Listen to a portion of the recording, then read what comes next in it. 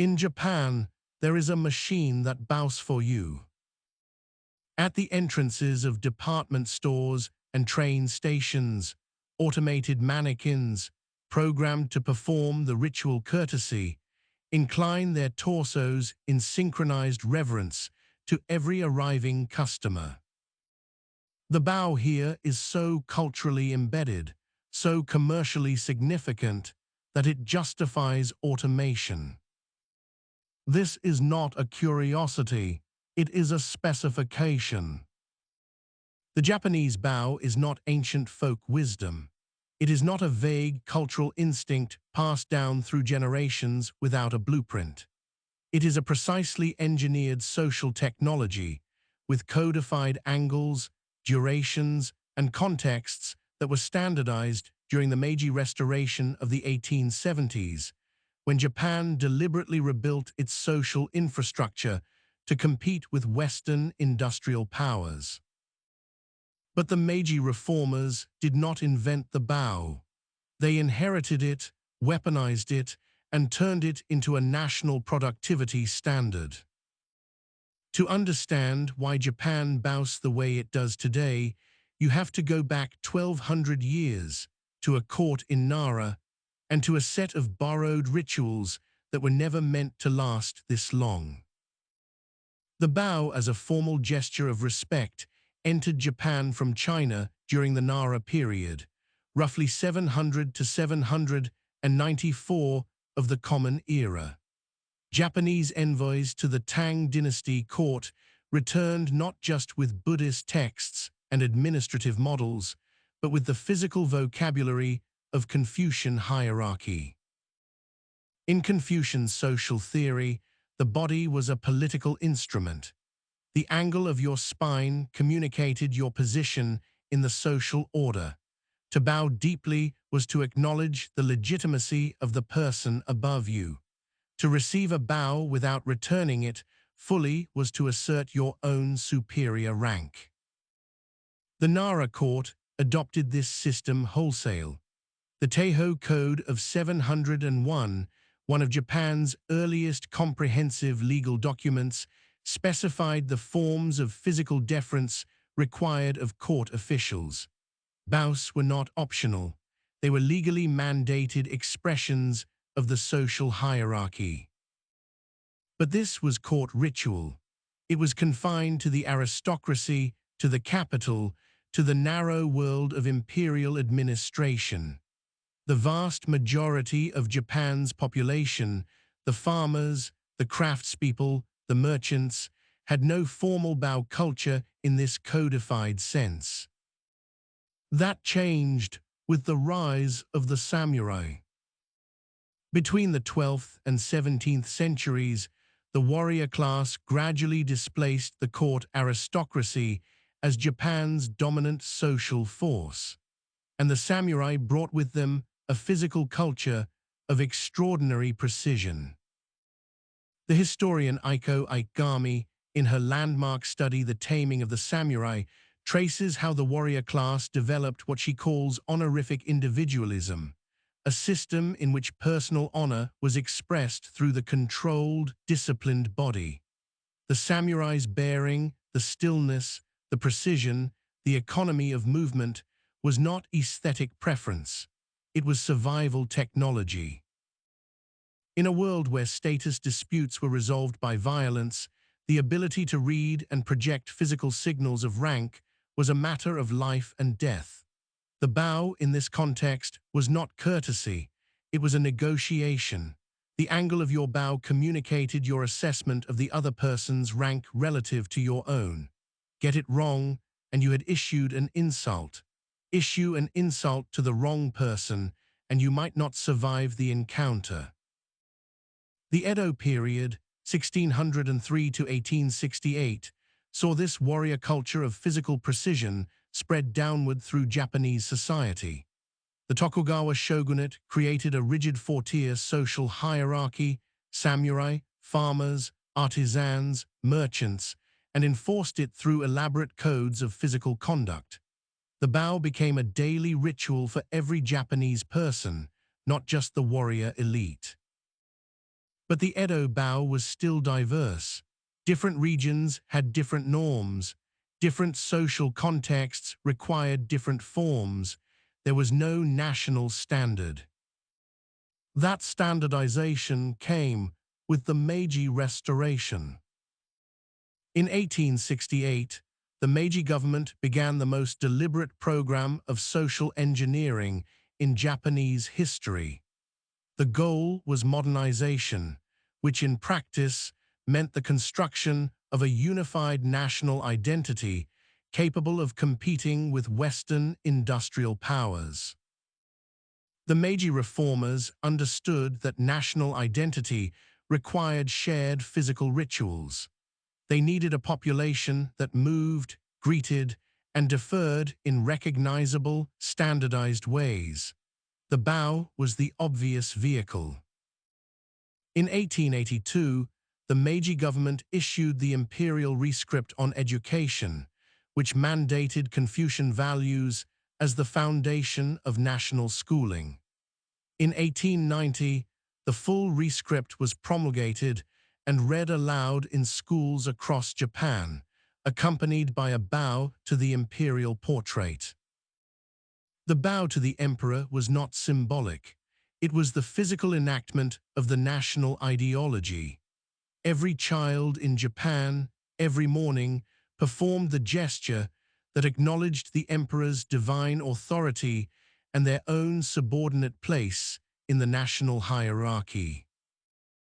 Military training during the Meiji and Taisho periods drilled these norms into an entire generation of Japanese men.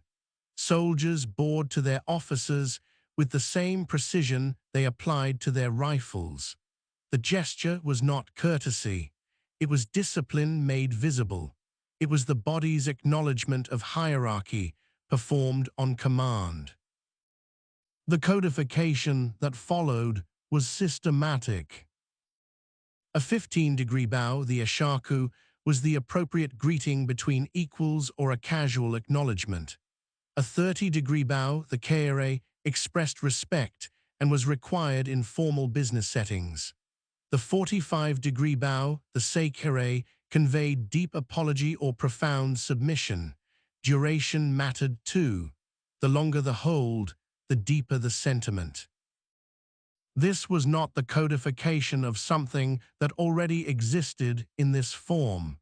This was invention.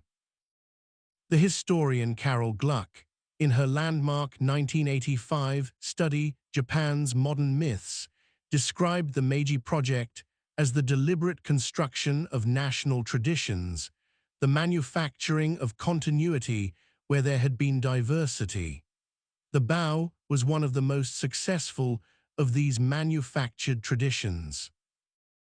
Ikegami, in The Taming of the Samurai, traces how the disciplined physical comportment of the warrior class was domesticated and democratized for mass industrial society.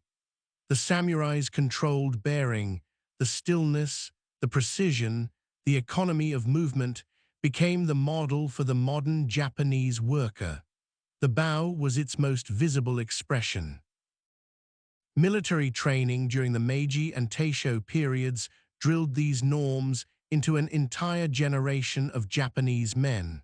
Soldiers bowed to their officers with the same precision they applied to their rifles. The gesture was not courtesy. It was discipline made visible. It was the body's acknowledgement of hierarchy performed on command. Then came defeat. In August 1945, the empire that had mandated the bow was dismantled. The imperial ideology was discredited. The military hierarchy was dissolved. The school system was reformed. The Imperial Rescript on Education was formally abolished in 1948. By every logic of cultural history, the bow should have faded. It was the product of an ideology that had just been defeated.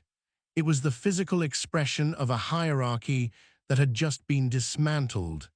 It was the ritual of a state that no longer existed in its original form. It did not fade. Corporate Japan absorbed the military hierarchy wholesale. The salaryman culture of the 1950s and 60s did not invent a new social order. It imported the old one. The office became the barracks. The section chief became the commanding officer. The bow became the daily ritual of corporate deference. Today, Japanese corporations maintain internal training manuals specifying bow angles to the degree. Employees at Lawson, 7-Eleven, and other service industries are evaluated on the correctness of their bows as part of their performance reviews. New employees attend bow training seminars. The angle is measured. The duration is timed. And then there is the robot. The Minebia Mitsumi Bowbot is not a novelty. It is a product that exists because the demand for boring is so consistent, so measurable, and so commercially significant that it justifies automation. The robot bows at 15 degrees, 30 degrees, and 45 degrees. It holds each angle for the prescribed duration. It does not forget. It does not get tired. It does not bow at the wrong angle. Train conductors and station staff at JR East adhere to strict bow protocols. The conductor bows to the platform before closing the doors. The station attendant bows to departing trains. These gestures are performed hundreds of times a day by thousands of workers across thousands of stations. They are evaluated. They are corrected. They are never optional. The bow has outlasted every political system that formalized it. It outlasted the Meiji Empire. It outlasted the imperial ideology. It outlasted the military hierarchy that drilled it into a generation of soldiers. It outlasted the school system that made it a patriotic duty. This is the mechanism by which a gesture becomes unkillable. When a behavior is embedded simultaneously in the school system, the military, the workplace, and the family structure, it no longer requires the ideology that created it. It becomes self-sustaining. The ideology can be defeated. The behavior remains. The children bowing to their teachers today are not bowing to the emperor. They are not enacting the Imperial Rescript on education. They are doing what their parents did and what their parents' parents did because it is what is done. The bow is no longer an ideology. It is a habit, and habits are the most durable artifacts of history. The origin moment, 1882 and 1890. The Meiji state codified Confucian hierarchy as national discipline, turning a loose cultural practice into a precise, enforceable social code. The mechanism, imperial education, made it a patriotic duty. Military service made it a reflex. Corporate culture made it a performance metric. The behavior alive today, degree-specific bow training manuals, automated boring machines, bow evaluation in service industry performance reviews, a robot that bows at 15 degrees, 30 degrees, and 45 degrees because the angles are not approximate, they are exact.